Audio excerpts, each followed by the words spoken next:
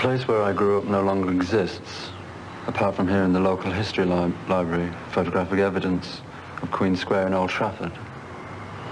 This is where I grew up, and it was demolished in the late 1960s. And in a way, it was like having one's childhood wiped away.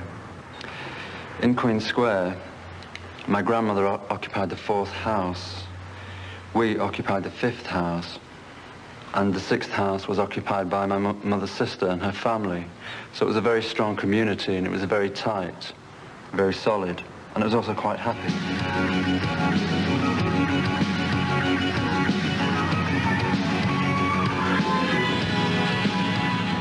Well, there's nothing at Queen Square now.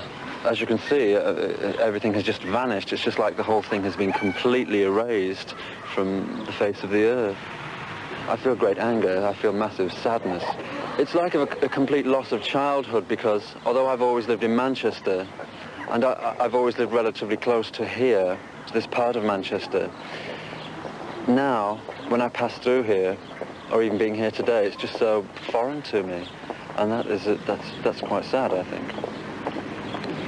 The old St. Wilfrid's, the school that I went to for many, many years, once stood here. It was pulled down in 1969.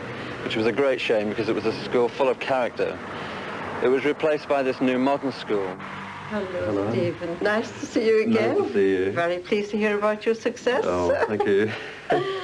Very good. I'm looking at some of the... Are you going through old times? Some of the old pictures here.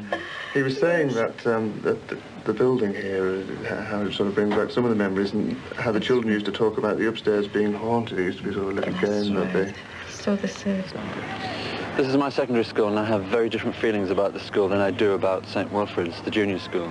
This was a very sadistic school, very barbaric, and by some strange miscalculation of nature or whatever, I ended up here. I don't know why. And 5 years of education here proved to have no effect upon me whatsoever, and I'm sure no effect upon anybody else, except certainly in a very adverse sense.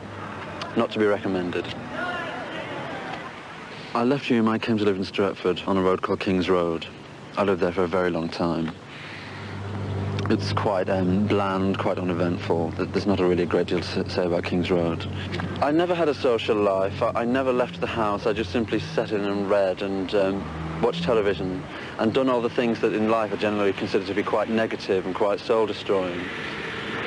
The only way that I could find any mental relaxation is to simply go out and walk, and to walk around these streets, which can seem quite depressing to most people and seem quite laughably simplistic.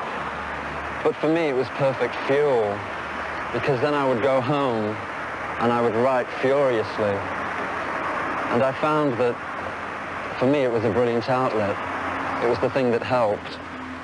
But also you have to have a grain of hope, which is a very difficult thing to have. I'm afraid, yes, I'm somewhat of a back bedroom casualty. I spent a great deal of time sitting in the bedroom writing furiously and feeling that I was terribly important, and that everything that I wrote would go down in the annals of history or whatever. And it's proved to be quite true. How much I really liked you, because I never even told you all I meant to. Now, for the very first time, I'm in a situation where I could leave the North and live in the place of my choice quite comfortably. But do I want to? I don't think I do. It's very difficult to say how things will be in the future, because we tend to change our minds about places. But right now, I don't feel that I want to. I feel quite cemented, and I feel quite attached to all the things that I've known. Why? Who knows? This mystical bond, I really don't know. It's difficult to put it on the table and point at it. I would love to go